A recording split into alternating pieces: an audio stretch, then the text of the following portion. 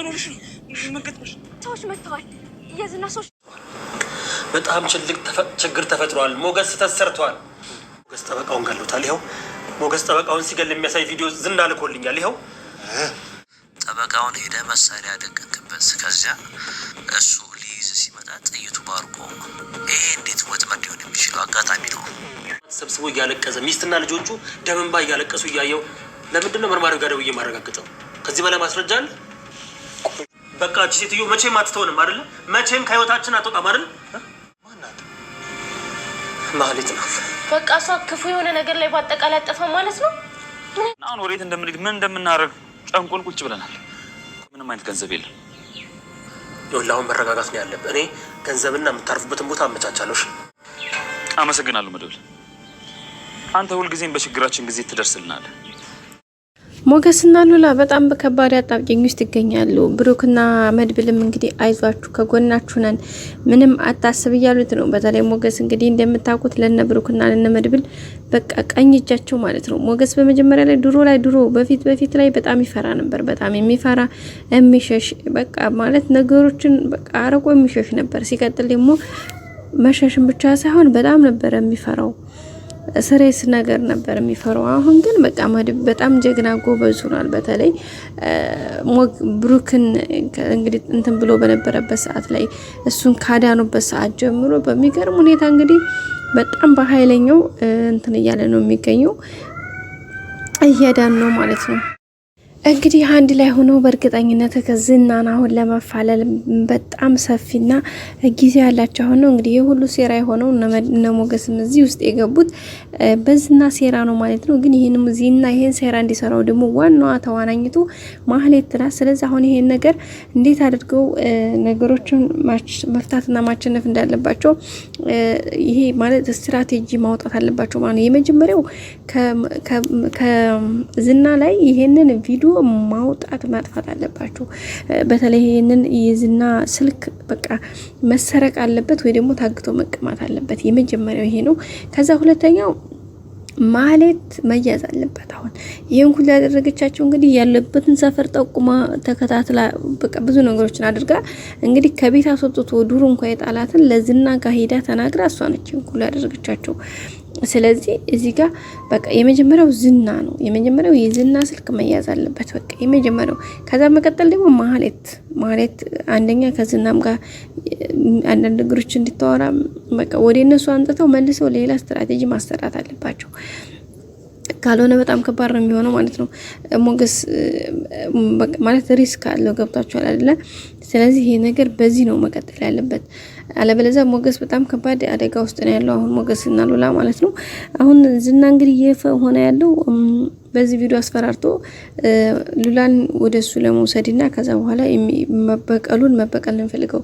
ከዛም በመቀጠል ደግሞ ያው እንደምታውቁት መድብል ትትናን አስመልጧታልና ትትናን ያለችበትን ቦታ አሁን መድብል ያቃል ብሎ ነው የሚያስበው። ገባችሁ አይደል? እንትና ዝና ግን መድብል የት እንዳለች አያውቅም። ምክንያቱም የዛን ሰዓት እሱ በአንድ በር ሲዘል እሷ በሌላኛው ዘላ ወደ ውጭ ወጣች።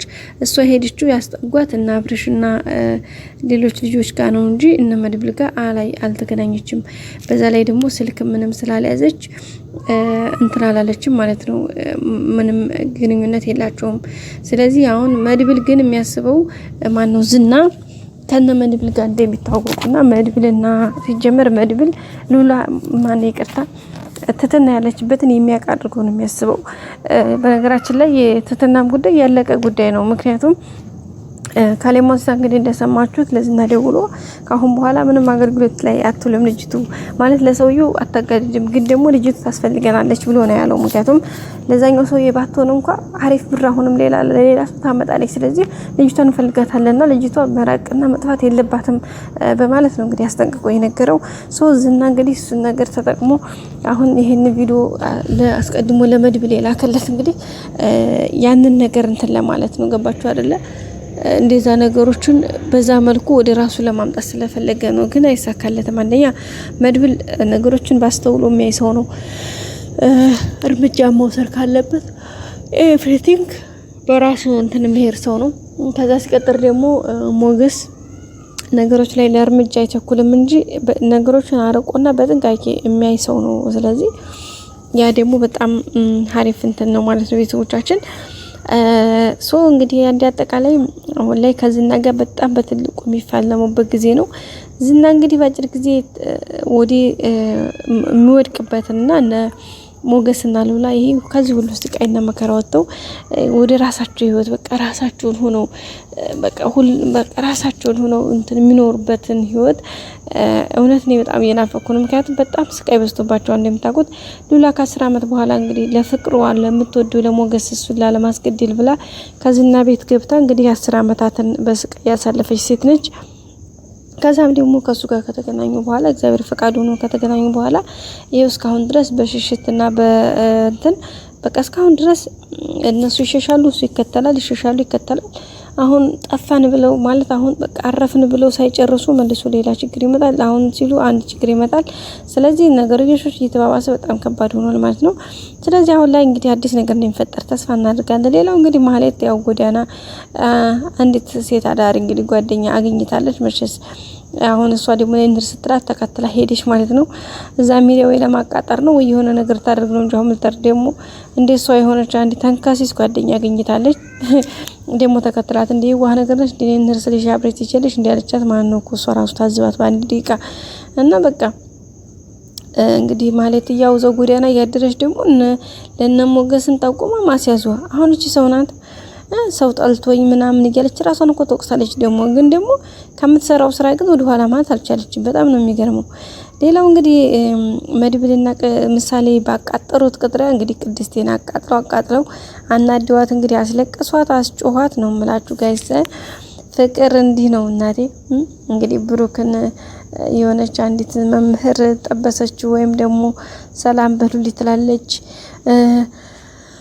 ሁሌም ሳላዩ ምናምን ትላለች ብለው እንግዲህ ምሳሌና መድብል ያመጡት ጦስ ያው ቅድስቴን እንግዲህ ስቅስቅ አርጎ ስለሚያስለቅሳት ነበረ። በመጨረሻም ብሩክ እንግዲህ ሂዷባ ብሏት እንደሱ አይደለም አውቀን ነው ምናምን ብሎ ለማረጋጋት ሞክሯል ማለት ነው ቤተሰቦቻችን። ያው ግን ቅድስቴ ምር በጣም ያሳቀችኝ የነበራት አክሽን ምን አገባኝ እንደውስ ምን አገባኝ ይመለከተኛል ግን እሷ ማናት ቆይ ማናት እሷ ምናምን ከዛ ደግሞ ብቻዋንስ እንዴ ቆይ አንቺ ነሽ እኮ ለራስሽ እኮ ድክ አረገሽ ቅድስት ድክ አረገሽ ትላለች ደግሞ ለራሷ ማርያም አንተን ሳገኝህ ልቤ ይመታ ምናምን እያልሽ ደቆሽ ያለችው አክት ማን እግዚአብሔር በጣም ያሳቀችኝ። እና ቅድስቴም እንግዲህ በቅርቡ ይጋባሉ ብለን ነበር አልተሳካም። እንግዲህ መልካም ትንሽ ጠብቀን እንደሚገቡ ተስፋ እናደርጋለን። ደህና ቆዩ። መልካም ጊዜ